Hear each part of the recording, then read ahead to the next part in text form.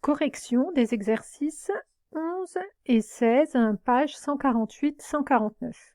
Donc dans l'exercice 11, on vous disait que Nassim veut réaliser un montage, on vous donnait le schéma. En première question, il fallait nommer les dipôles. Donc on les a revus. Ils sont également en fin du manuel à la 190 avec la fiche méthode numéro 7. Alors, premièrement, on voit que dans un circuit électrique, il y a besoin toujours d'un générateur qui va générer le courant électrique. Il est ici, c'est le premier dipôle qui a été indiqué, le générateur. Ensuite, on avait un moteur qui va recevoir le courant électrique, cette énergie électrique. C'est un récepteur. C'était pas demandé, on complète simplement nos réponses. La lampe, qui est également un récepteur. Et le dernier dipôle, c'était un interrupteur.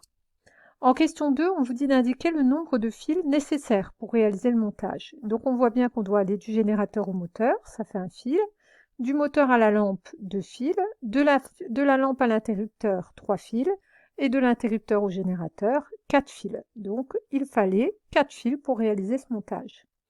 Indiquer la position de l'interrupteur, c'était facile, l'interrupteur il est en position fermée. En déduire si le courant circulera ou non dans ce circuit, pour cette position de l'interrupteur, effectivement, c'est ce qu'on a vu la dernière fois. Quand l'interrupteur est fermé, ça permet au courant électrique de circuler. Donc dans ce cas-là, oui, le courant circulera. Dans l'exercice 16, il fallait indiquer pour chacun des schémas ceux qui sont en série et ceux qui sont des circuits en dérivation. Donc le circuit A, on voit bien que les éléments ils sont tous à la suite les uns des autres. Donc le A, c'est un circuit en série. Le B, on voit qu'il y a plusieurs boucles.